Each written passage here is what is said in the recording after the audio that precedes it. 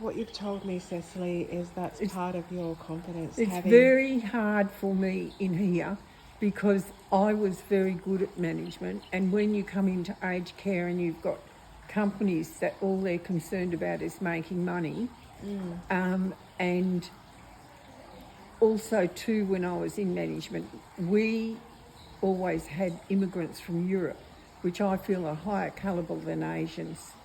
And they weren't allowed in the country unless they could speak English, read English and write it. Whereas here, and they were not allowed to speak their language while they were on the floor working.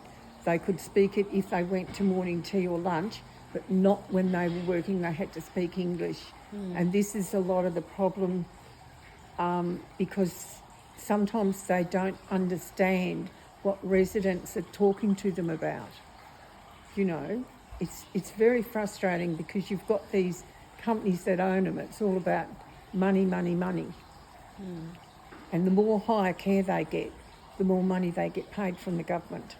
They should only be allowed to have a certain percentage, and when you've got so many, you've got to have the right ratio of staff.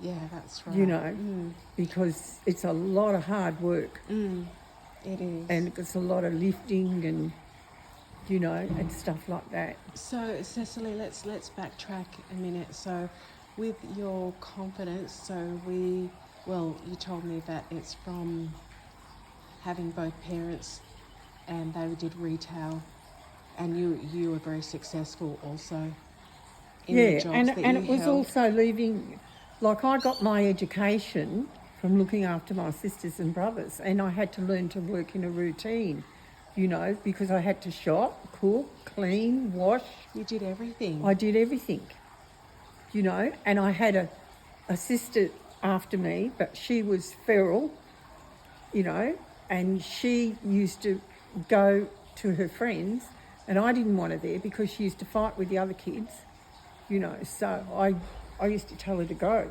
You know, no, it was, because I guess too I had a very good relationship with the CEO of Woolworths at the time. My dad passed away when he was 56, playing social cricket, and left my mum with the seven of us. Us four girls were working, so that was a godsend. But Legacy were wonderful because my dad was a returned soldier, and they looked after widows from the Second World War, you know. So, and the funeral director at the time in Kalgoorlie had been in the same battalion as my dad. So he took the hat around, and my mum didn't have to pay for the funeral. People in Kalgoorlie many years ago were very generous and looked after lots and lots of people. They were like that. So that was a godsend. So what makes you, so when you look back on these events that happened in your life, what is the one thing that you could take from that really resonates with you in your life now? Well, you have to learn to, I feel that the modern generation now, the young ones, you know, they don't get time with their parents because lots of the mothers go to work. And I don't believe in putting your babies into daycare. I don't think like I was lucky because my husband was the gun driller in Queensland, and we owned everything. And once we did that, once we paid off our mortgage and everything, then I said, right, we'll start a family. And that's when I had my son. I did want to have more children, but because I spent 8.5 months over a toilet bowl, I thought I'm not going to do that again, you know. I had the same as what Princess Catherine married to William. I don't know how she had 3 kids, because I asked the doctor if it would be the same, and he said, yeah, and I said, well, I said to him, I'm not having any more kids, because I said I don't want to go through that. I was 28 and I was just so ill. I couldn't. The only thing I could eat was black tea, dry toast, salads and fruit. If I had anything else, I'd just be in the... You'd be sick. I'd be sick. So let's sum this up. What's one thing now that makes you confident? Just one thing, Cecily. Mainly basic common sense. Okay. And I've never been frightened to speak up.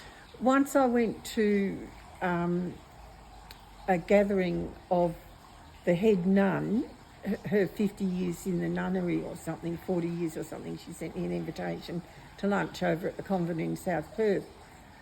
And I was working in research then, and she said to me, I believe you're working in research. And I said, yes. She said, how do you like it? And I said, oh, I love it, Sister Evelyn.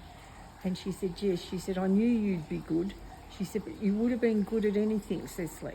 But she said, your biggest problem was that when you were in first year high school, she said, because you had to help your mum, and that, she said, you were fine up to lunchtime, but when you come back, you need a nana nap, you know. Yeah. So, but she was lovely. She said, I'm so proud of what you've done. You know, she said, I said, how did you know all this? Oh, yes, she said, I found out, you know. They were lovely, those women. They come out here when they were only 18 from Ireland.